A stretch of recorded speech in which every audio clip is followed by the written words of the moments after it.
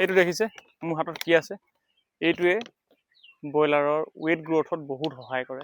নমস্কাৰ বন্ধুসকল, আছাম ফাৰ্মিং চেনেললৈ আপোনালোক সকলোকে স্বাগতম জনাইছোঁ। আৰু আজি এটা নতুন ভিডিঅ' লৈ আহিছোঁ আপোনালোকৰ ওচৰলৈ।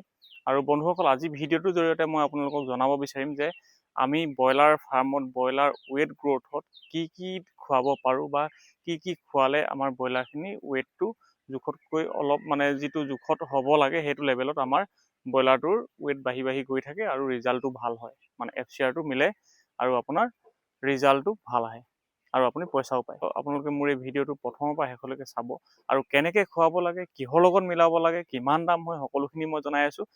বহুতে হয়তো জানে এই বস্তুটো, এইটো নাম চাওক আপোনালোকে মিনফা গ'ল্ড বুলি কয়, মিনফা গ'ল্ড। আৰু এই মিনফা গ'ল্ডটোৰ বৰ বেছি দাম নহয়, 330 টকা লিখা দাম। ইয়াৰ 330 টকা লিখা দাম হয়।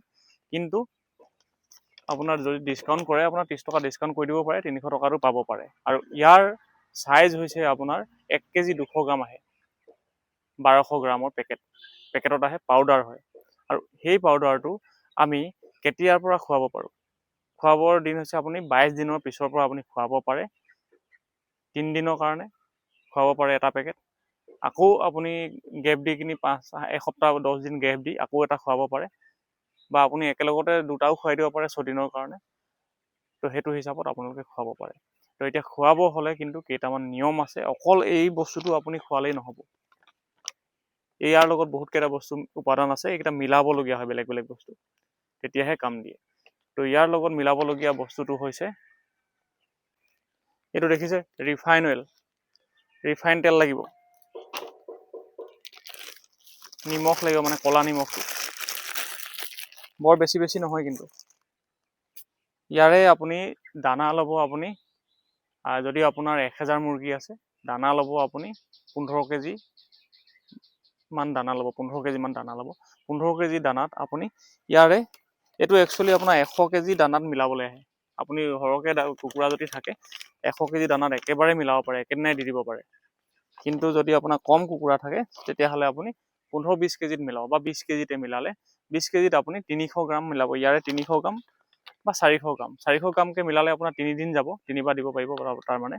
তো 400 গ্ৰাম মিলালে, লগতে 400 গ্ৰাম তাৰ দিলে, ইয়াৰো অলপমান দিব আপুনি, ইয়াৰো আপুনি 200 গ্ৰাম মান দিব, 200-300 গ্ৰাম মান তেনেকুৱা নিমখ দিব, ক'লা নিমখ।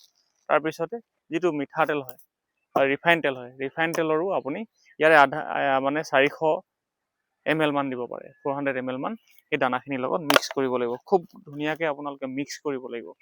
মিক্স কৰি দানাখিনি আপুনি ফিডাৰত দি দিব লাগিব। তো এতিয়া আপোনালোকে ক'ব যে 20 কেজি দানা মোৰ ফিডাৰেই আছে আপোনাৰ 40টা-50টা, মই কেনেকৈ মিলাম?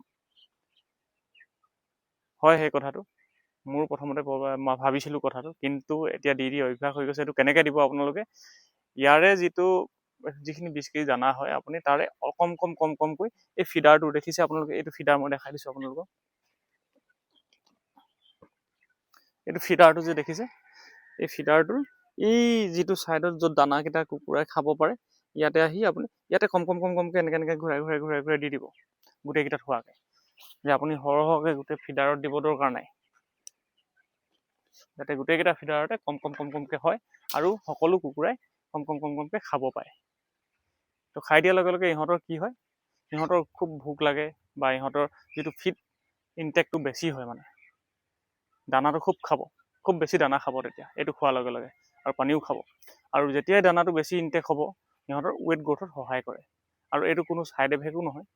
আৰু মই যিবাৰে ব্যৱহাৰ কৰোঁ এইটো ৱেটটো ভালেই পাওঁ। আৰু যিবাৰ ব্যৱহাৰ নকৰোঁ, মই যোৱাবাৰ নহয় তাৰ আগবাৰ ব্যৱহাৰ নকৰিছিলোঁ, ভাবিছিলোঁ ঠাণ্ডা দিন এনেও দানা খাবই, ৱেট আহি যাব। কিন্তু সেইবাৰ অলপ ৰিজাল্টটো বেয়া হ'ল।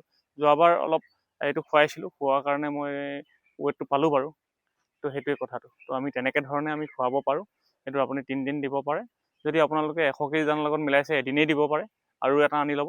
তো তেনেকৈ আপোনালোকে 22 দিনৰ পৰা আপোনালোকে খুৱাব পাৰে, 40 দিনমানলৈকে আপোনালোকে খুৱাব পাৰে, আৰু বা 35 দিনলৈকে। সেইটো আপোনালোকৰ ওপৰত ডিপেণ্ড কৰিব, আপুনি কেইদিন খুৱায়, কিন্তু ৰেগুলাৰ খুৱাই নাথাকে।